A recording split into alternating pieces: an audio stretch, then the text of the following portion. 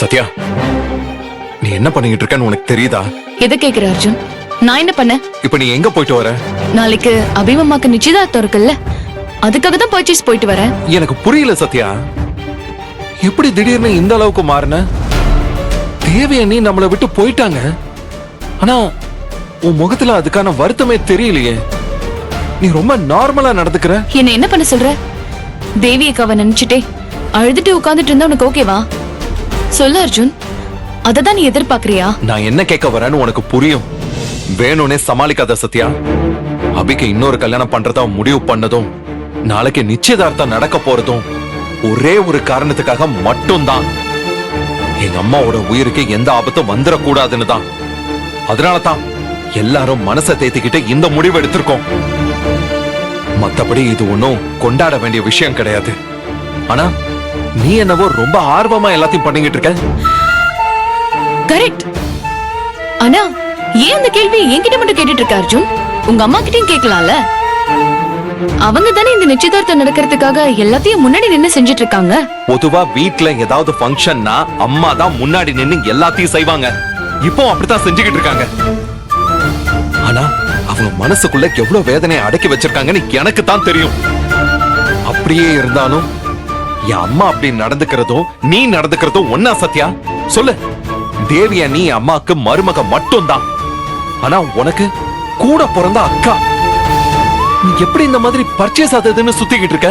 சரி அர்ஜுன், நாளைக்கு எங்க நிச்சயதார்த்தம் நடக்காம இருந்தா தேவி அக்கா திரும்ப வந்துருவாங்களா? இல்லல்ல. நான் ஓரமா உட்கார்ந்து தேவி அக்காவை நினைச்சு அழுதுட்டு இருந்தா இந்த நிச்சயதார்த்தம் நடக்காம இருந்துருமா என்ன? என் அக்காவோட வாழ்க்கை நல்லா இருக்கணும்னு தான் நான் ஆசைப்பட்டேன். ஆனா இப்ப அவளே என்னை விட்டுட்டு போயிட்டா. இதுக்கப்புறம் அழுது என்ன பிரயோஜனம் அர்ஜுன்? அதான் கெட்டது நடந்த வீட்ல ஒரு நல்லது நடக்கணும்னு சொல்லிட்டாங்கல்ல. அப்ப நானும் அதுக்கேத்த மாதிரி தானே இருக்கணும். இப்போதைக்கு நானும் இந்த வீட்ல தானே இருக்கேன். எல்லாரும் ஒரு விதமாவும் நான் மட்டும் சோகமாவும் இருந்தா நல்லா இருக்காதுல்ல. இல்ல சத்யா, இதெல்லாம் நீ ஏதோ ஒரு ஒப்புக்கு சொல்ற மாதிரி தான் இருக்கு. உண்மையிலே உன் மனசுல வேற ஏதோ ஒண்ணு இருக்கு. ஆனா நீ அத வெளியில காட்ட முடியாம நார்மலா இருக்க ட்ரை பண்ற. ஏன் மனசுல எதுவும் இல்ல அர்ஜுன். நான் பிராக்டிகலா தான் இருக்கேன். யோசிச்சு பார்த்தா உனக்கே புரியும். சரி, நீ தூங்க.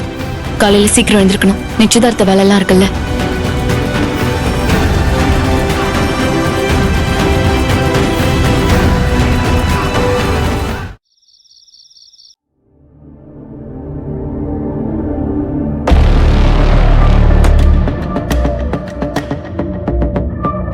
ஏய், என்ன நீ இன்னும் தூங்கலையா? எப்படிமா தூக்கம் வரும்? இத்தனை நாளா தேவிதா எனக்கும் அபிமாமாவுக்கும் நடுவுல இருந்தான்னு நினைச்சிட்டு இருந்தேன். ஆனா இப்ப புதுசா காயத்ரின்னு ஒருத்தி வந்திருக்கா. இதெல்லாம் நினைக்கும் போது எனக்கு எப்படிமா தூக்கம் வரும்? ஏய், நீ எதுக்குடி இன்னும் அந்த அபியவே நினைச்சிட்டு இருக்க? அதான் அவங்களுக்கும் நமக்கும் எதுவுமே இல்லன்னு ஆயி போச்சுல்ல. அப்படியெல்லாம் விட முடியாதுமா. என்னோட கோபம் அந்த செல்வநாயகி மேலதான். அபிமாமா என் மனசு விட்டு இன்னும் போகலமா. நாளைக்கு அந்த நிச்சயதார்த்தம் நடக்க கூடாது. எதையாவது பண்ணி அதை நிறுத்தணும். அபிமாமாவுக்கும் எனக்கும் மட்டும்தான் கல்யாணம் நடக்கணும். ஏய், என்ன நீ நினைச்சிட்டா அந்த நிச்சயதார்த்தம் நின்னுடுமா? அது எப்படி முடியும்? அதெல்லாம் எனக்கு தெரியாதுமா. ஆனா நாளைக்கு காலையில அந்த நிச்சயதார்த்தம் நடக்க கூடாது. நான் வேணா ஒரு யோசனை சொல்லவா? அதெல்லாம் ஒண்ணும் சொல்ல வேண்டாம்.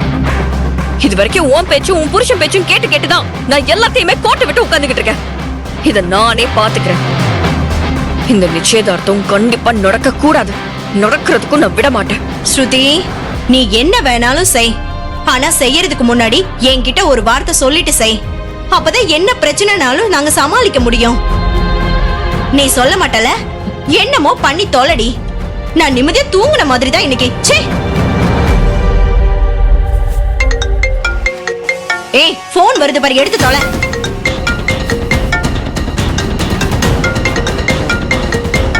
என்ன சத்யா எனக்கு கால் பண்றா? அதுவும் இந்த நேரத்துல என்னவா இருக்கும்?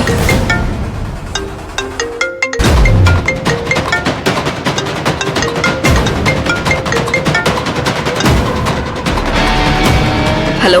என்ன ஸ்ருதி, நாளைக்கு உன் அபிமாமாவுக்கு நிச்சயதார்த்தம் நடக்க போதே கேள்விப்பட்டியா? இத சொல்றதுக்கு தான் இந்த நேரத்துல எனக்கு கால் பண்ணிருக்கியா?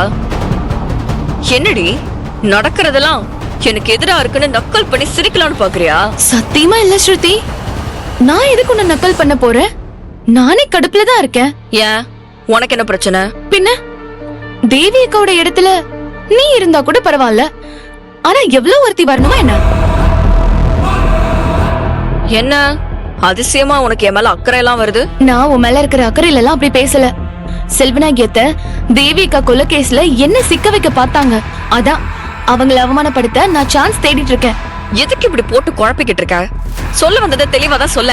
சரி ஸ்ருதி, நான் சொல்லிடுறேன். நாளைக்கு நீ எனக்கு ஒரு சின்ன ஹெல்ப் பண்ணணும்.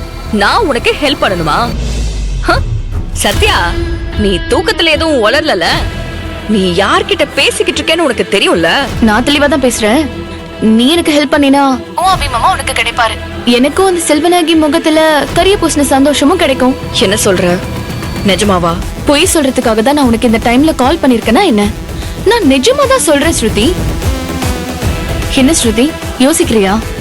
ஒன்னும் அவசரம் இல்ல, நீ மெதுவா யோசிச்சு சொல்லு. அதுக்குள்ள அந்த காயத்ரி அபிமாவை கல்யாணம் பண்ணிட்டு அந்த கல்யாணமே முடிஞ்சிரும். சரி, எனக்கும் அபிமாமா கிடைக்கிறதுக்கு நான் என்ன வேணாலும் பண்ணுவேன். சொல்லு, நான் என்ன பண்ணணும்? இப்போ நான் சொல்ற மாதிரி செய். நாளைக்கு நீ நிச்சயதார்த்தத்துக்கு வரணும். வந்து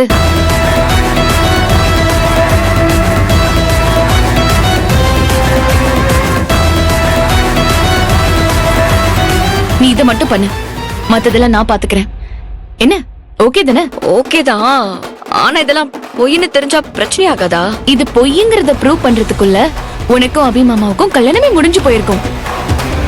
அதுக்கப்புறம் யாருக்கு உண்மை தெரிஞ்சா உனக்கு என்ன? ரொம்ப யோசிக்காத ஸ்ருதி, நான் சொல்றது கரெக்டா இருக்கும். என்ன நம்பு. ஓகே சத்யா, இவ்ளோ நாளா எங்க அத்தைய நான் நம்பினேன். அவங்க என்ன கை விட்டுட்டாங்க. இது வரைக்கும் நான் உன்னை நம்பினதே இல்ல. ஆனா நீ எனக்கு ஹெல்ப் பண்றேன்னு சொல்ற. உன்னை நம்பிதான் நான் இந்த விஷயத்திலே இறங்குறேன். சரி ஸ்ருதி, நாளைக்கு நிச்சயதார்த்தத்துல பார்க்கலாம். பாய், குட் நைட்.